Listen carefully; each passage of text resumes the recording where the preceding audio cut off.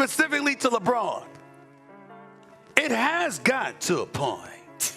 I think it warrants, yo, bro. Why don't you just come back to Cleveland to end your career? This cannot be disputed. He'd have a better chance of winning the championship in Cleveland than he would in LA. The road to prosperity is hard.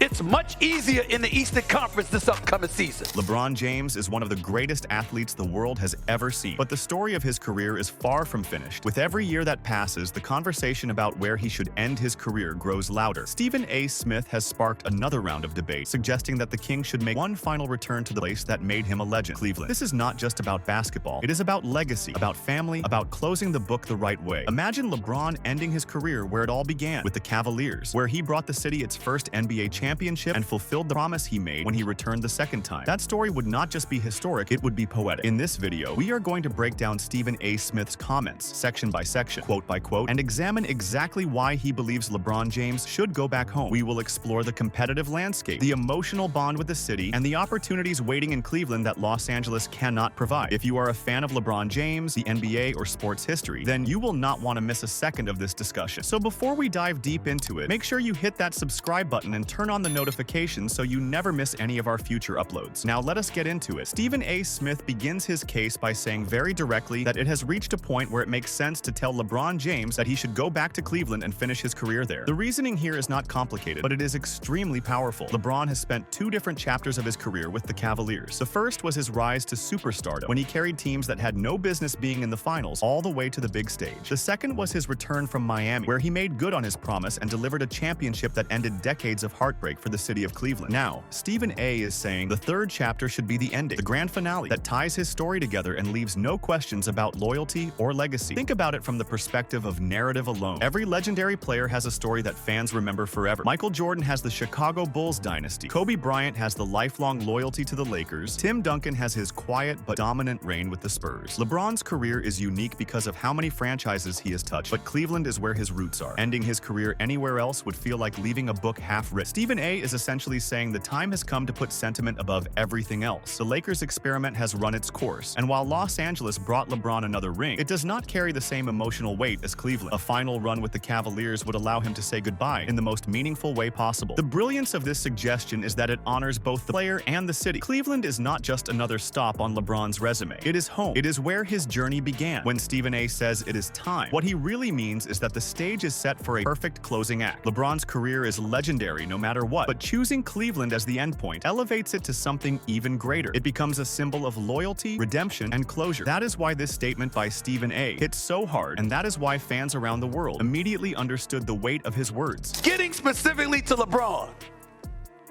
it has got to a point.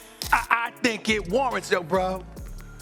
Why don't you just come back to Cleveland to end your career? Stephen A. Smith follows up by making a bold competitive claim. He says that LeBron James would actually have a better chance of winning another championship in Cleveland than he does in Los Angeles. This is not just about nostalgia, it is about basketball reality. The Lakers are in a brutal Western Conference filled with powerhouse teams like Denver, Golden State, and Dallas. Every playoff run in the West is a gauntlet. On the other hand, Cleveland is positioned in the Eastern Conference, where the road to the finals is statistically easier. The Cavaliers already have an exciting young core with Darius Garland, Evan Mobley, and Donovan Mitchell, a group that has shown flashes of brilliance but lacks the veteran leadership to take the next step. Add LeBron James to that mix, and suddenly the Cavaliers would not just be contenders, they would be favorites. Stephen A. is pointing out something that often gets overlooked when people compare LeBron's options. At this stage of his career, it is not about who can pay him the most or who has the biggest spotlight. It is about winning. LeBron is chasing history. He has already broken the scoring record, but what would truly elevate his legacy would be tying or surpassing Kobe Bryant and Tim Duncan in championships. Los Angeles does not give him the best shot at that anymore. The roster is aging, the fit is questionable, and the West is unforgiving. Cleveland, on the other hand, has youth, depth, and the hunger that comes from a team on the rise. This is why Stephen A. says the argument cannot be disputed. The Cavaliers are built in a way that complements what LeBron does best. They can defend, they can score, and they have enough talent to make his workload lighter. For LeBron, that means more energy for the biggest moments. For Cleveland, it means having the one piece they have been missing, a leader who has been to the top of the mountain and knows how to get there again. When Stephen A. lays it out this way, it is clear that the basketball logic aligns perfectly with the emotional narrative. Cleveland is not just the right ending for sentimental reasons. It is also the smartest move if LeBron wants to add one more ring before walking away.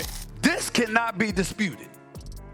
he'd have a better chance of winning the championship in Cleveland than he would in LA. Stephen A. pushes his argument further by saying that if LeBron James were to return to Cleveland, the Cavaliers would immediately become the favorites to come out of the Eastern Conference. He emphasizes that in order to win a championship, you only need 4 wins in the finals. The point he is making here is simple, but devastatingly effective. LeBron joining Cleveland shortens the path to another title, because in the East, the Cavaliers would have a clearer route to the finals compared to what the Lakers face in the West. Once you get there, all that stands between you and another ring is 4 wins. This is where Stephen A.'s perspective becomes incredibly pragmatic. He is not speaking like a fan hoping for a storybook ending. He is speaking like a strategist breaking down the odds. For LeBron, every year matters now. His career is closer to the end than the beginning, and he cannot afford to waste seasons on teams that are not realistically in the title hunt. In Los Angeles, the Lakers have shown inconsistency, struggles with injuries, and the inability to keep pace with younger, faster opponents. In Cleveland, he would walk into a situation where his presence transforms the entire balance of power in the East. The Cavaliers with LeBron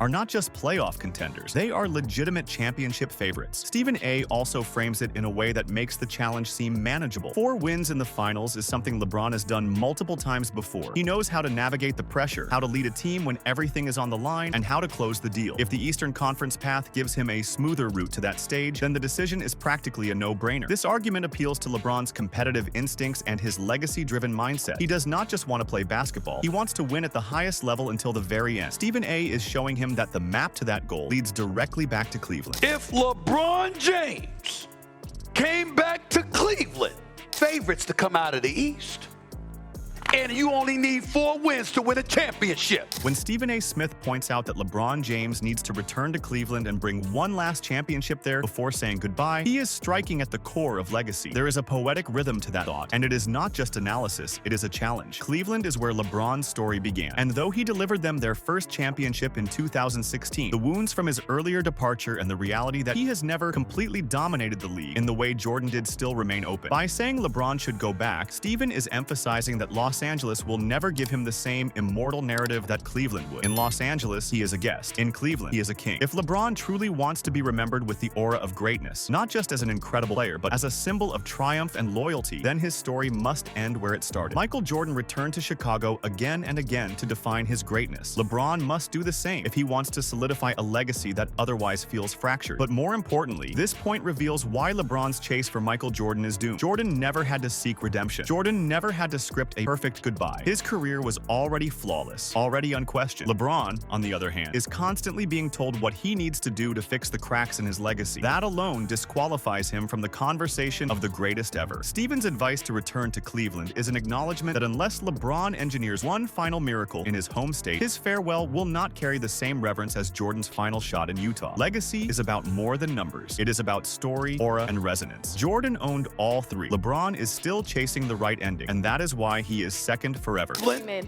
You bring the chip back to Cleveland and you say goodbye.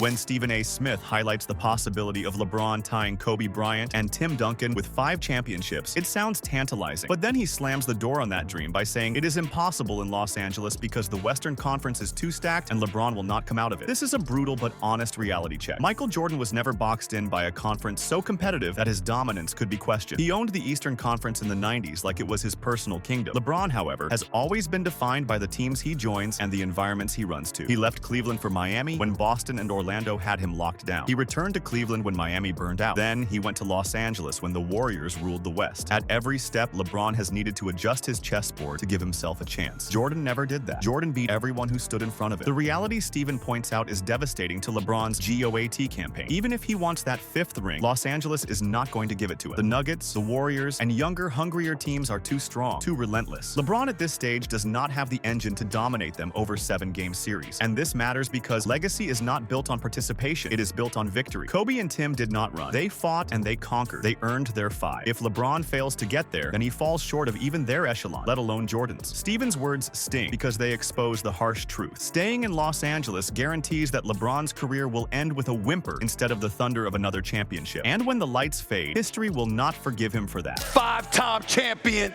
tying Kobe Bryant, Tim Duncan and the crew, if you stay in LA, because you ain't coming out of the West. Steven's final statement in this sequence is sharp and unrelenting. He says that if it is LeBron James 4 wins away, no matter who is on his squad, then it should be possible. This is not just commentary. This is the very definition of greatness. Michael Jordan never asked for excuses. He never begged for ideal teammates or perfect rosters. He took whoever was on his squad and he transformed them into champions. LeBron, on the other hand, has constantly been defined by his teammates. His wins are tied to super teams, to star duos, to perfect conditions. Jordan's wins are tied to his willpower, his leadership, and his refusal to lose. That is the gap that Steven is exposing here. When you are truly in the GOAT conversation, you are expected to carry the weight of expectation without compromise. Jordan could win with Scottie and role players because he elevated everyone. LeBron is expected to need Anthony Davis at full strength or another superstar added. That is why Steven's quote cuts so deep. 4 wins away is not a Herculean task for the greatest of all time. For Jordan, it was a formality. For LeBron, it feels like an impossible mountain. And that difference in perception is exactly why the world will never treat him as Jordan's equal. Steven is reminding us that the GOAT standard is not about comfort. It is about results. If LeBron cannot deliver championships regardless of circumstance, then the conversation ends. Jordan did it. Kobe did it. Duncan did it. LeBron is still pleading for the right squad. That weakness in itself shows why his pursuit of Michael Jordan will always fall short. Legacy is measured in moments when the odds are stacked against you. And Steven is making it clear that Jordan thrived in those moments while LeBron struggles. LeBron James,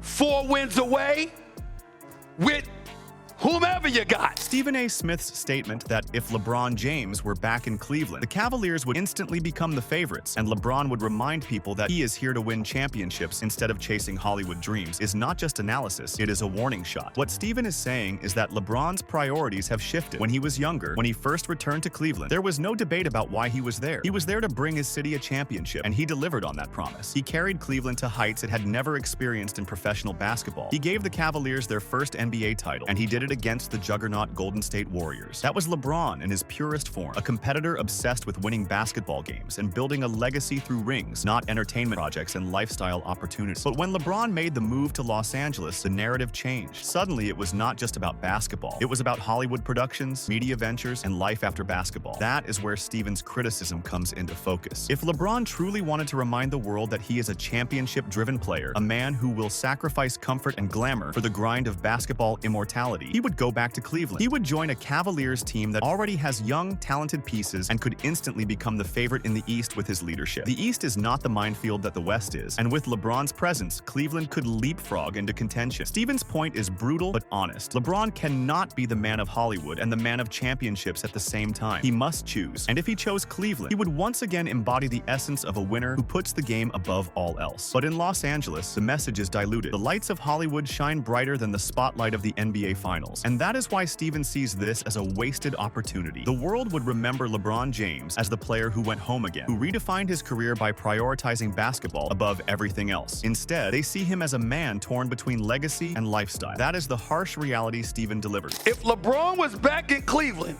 Cleveland is the favorites, and then he would remind people he here to win championships instead of going Hollywood.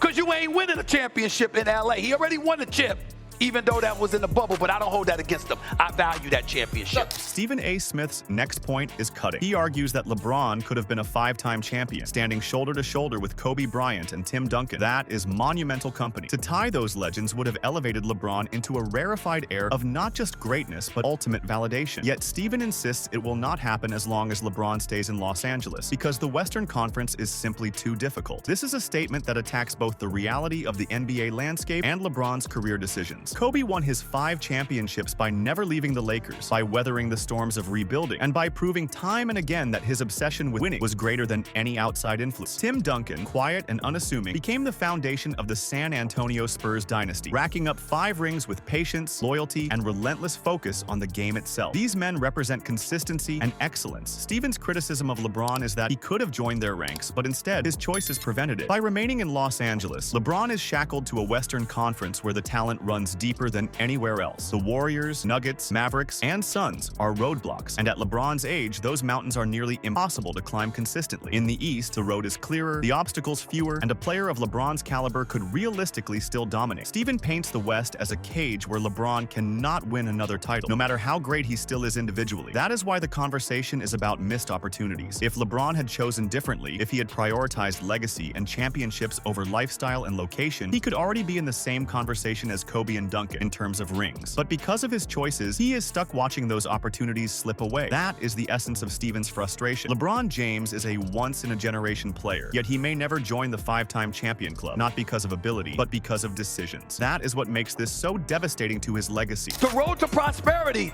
is hard. It's much easier in the Eastern Conference this upcoming season. Stephen A. Smith then sharpens his focus even further by pointing out that LeBron James is just 4 wins away. 4 wins away with whatever squad he has, 4 wins away with whatever help surrounds him, 4 wins away from changing the entire narrative of his career. That statement is both inspiring and damning. Inspiring because it highlights how close LeBron remains to immortality. Damning because it shows how he cannot seem to bridge that final gap. Think about it. 4 wins is a single playoff series. 1 dominant run through a finals matchup. 1 stretch where everything aligns, and LeBron could add another title to his resume. Yet it does not happen. Why? Because the environment in Los Angeles is not built for winning. The roster is unstable, chemistry inconsistent, and the Western Conference unforgiving. Steven's frustration comes from the simplicity of the math. A player of LeBron's stature, skill, and experience should be able to will his team to 4 wins. He should be able to overcome the odds just once more. Yet every season it ends in disappointment. That is why Steven frames it this way. LeBron is not being asked to reinvent himself. He is not being asked to dominate an entire playoff run like he did in 2016. He is only being asked to capture 4 wins, to push past 1 more obstacle, and to prove that he is still capable of delivering championships. But because of where he is, because of the decisions he has made, those 4 wins are mountains instead of hills. That is the tragedy of LeBron's current path. He is close enough to taste greatness, but he keeps falling short. And the more it happens, the clearer it becomes that he may never get those wins. Stephen A. Smith frames this in a way that is both brutal and accurate. LeBron is 1 playoff series away from silencing critics, 1 playoff series away from shifting history, but those wins never arrive. That is why his legacy will always be one of greatness tinged with what could have been. LeBron James guy. All right, since the beginning until the end. Number 2 all time. Number 2 all time. When Marcus Spears made this statement, he was tapping into one of the most powerful ideas in sports history, the notion of a legendary final act that seals a career forever. Spears was envisioning the possibility of LeBron returning to Cleveland, the place where his NBA story began, and capping it off with 1 more championship before walking away. That would be more than just a title. It would be a cinematic ending, a sporting fairy tale that would forever stand as a testament to legacy. But before we glorify this idea, let us remember that even though it sounds dramatic and inspiring, Stephen A. Smith immediately undercuts it with his blunt reality check that LeBron will never be higher than number 2. And that is important because no matter how beautiful that sports story would be, it would not change the hierarchy of greatness. For Cleveland, a return would be historic. The city worships LeBron like a savior because he was the man who ended a 52-year championship drought. Imagine if he were to do it again at the twilight of his career. It would elevate him even more in the eyes of those fans, solidifying him as a forever icon in the region. But while that would be majestic, it still would not compare to Jordan, because Jordan's story never required a dramatic comeback to restore glory. Jordan left, returned, and still proved that winning was not conditional. He was the embodiment of dominance, not the architect of a feel-good movie. Spears' line is poetic because it illustrates what many fans crave: closure, nostalgia, redemption. But Smith's interruption serves as the necessary anchor. The romantic idea of LeBron's return to Cleveland to ride into the sunset is compelling, but the reality is that it would be more about narrative than absolute greatness. It would not redefine the GOAT debate. It would only enrich the Cleveland chapter of LeBron's career. And this is where Stephen A.'s brilliance shines. He knows how to cut through sentiment and remind everyone that storytelling does not rewrite history. Cleveland may see a hero, but history still sees Michael Jordan as the unshakable number 1. It be, all right? But coming back to Cleveland and winning a championship and then riding off into the sunset would be one of those sports stories. Can I add this? When Stephen A. Smith describes LeBron as a godlike figure in Cleveland, he is acknowledging the deep emotional and cultural bond between the player and the region. Cleveland does not just admire LeBron, they revere him because he gave them something they had not tasted in over half a century: the sweet release of a championship. In that city, he is untouchable, he is immortal, he is the man who restored hope. Smith is not denying this. In fact, he is embracing it, because sports is not just about numbers and stats. It is about connection and identity. For Cleveland, LeBron is not just a basketball player. He is a symbol of deliverance. But while Cleveland may see him as godlike, Stephen A. is reminding the world that basketball is bigger than one region's devotion. Jordan's impact was not confined to Chicago. His dominance radiated globally. He was not just beloved in one city, he was feared and admired in every corner of the basketball world. This is the critical difference. Cleveland may bow to LeBron like a deity, but Jordan was worshipped everywhere as the universal standard. LeBron deserves love for his loyalty, his legacy, and his accomplishments reverence in Cleveland. The city has every right to treat him like a legend because he changed their destiny. But when we talk about godlike, Stephen A. is hinting at something more profound. Jordan was basketball's god. He was the player other gods measured themselves against. Cleveland has their king, but the world had its Jordan. That is why Stephen A.'s statement is so sharp. It gives LeBron respect where he deserves it, but it also leaves no doubt that reverence in Cleveland cannot replace reverence across the globe. He is beloved and should be because of what he did for this area, what he did for this name. There's nothing. I mean, he is a godlike figure in these parts as well. He should be. Stephen A. Smith then delivers another dose of realism. He strips away the grandeur of LeBron's possible return and brings us back to the harsh truth. LeBron James is not a long-term solution anymore. At this stage of his career, he is not building dynasties. He is not anchoring franchises for decades. He is a short-term, high-impact piece. And when a player is in that role, the franchise is no longer in the driver's seat. The franchise cannot afford to be picky or demanding because everything depends on LeBron's personal decision. If he wants to leave, he leaves. If he wants to stay, he stays. This is not about a team pushing him out. It is about LeBron deciding when he is finished. This is an essential point because it highlights the difference between LeBron and Jordan. Jordan never played the game with the idea of being a temporary solution. He was the long-term plan. He was the foundation. Wherever he played, whether it was Chicago or Washington, he dictated culture, success, and fear. He was not a mercenary chasing opportunities. He was the general creating them. LeBron at this stage has power, but it is not the same kind of power. It is the power of choice, not the power of permanence. Stephen A. makes it clear. Cleveland, Los Angeles, or anywhere else cannot be choosy because the ball is in LeBron's court. But no matter how much control LeBron has over his ending, it does not change his place in history. He may choose when to leave, but he cannot choose to rewrite the hierarchy. Jordan was the immovable number one. Ain't a long-term plan. So again, they're not in but so much of a position to be choosy if he wants to leave. It's about him wanting to leave. It's not about you pushing him out. In the end, what we see in these final reflections from Stephen A. Smith and Marcus Spears is the balancing act between narrative and reality. The narrative of LeBron returning to Cleveland and closing his career with a championship is beautiful. The narrative of Cleveland worshiping him like a god is touching. The narrative of him holding the power to decide when his journey ends is undeniable. But the reality, as Stephen A. insists over and over, is that LeBron James is number two, always behind Jordan. Jordan never needed to create poetic endings because his dominance was the poetry. Jordan never needed to be beloved in one city because he was revered across the globe. Jordan never had to negotiate short-term mercenary status because he was always the centerpiece, the foundation, the unquestionable alpha. This is the hard truth that Stephen A. Smith never lets anyone forget. LeBron has his place, he has his legacy, he has his moments of godlike reverence. But when history writes its final chapter, Michael Jordan is forever the greatest of all time.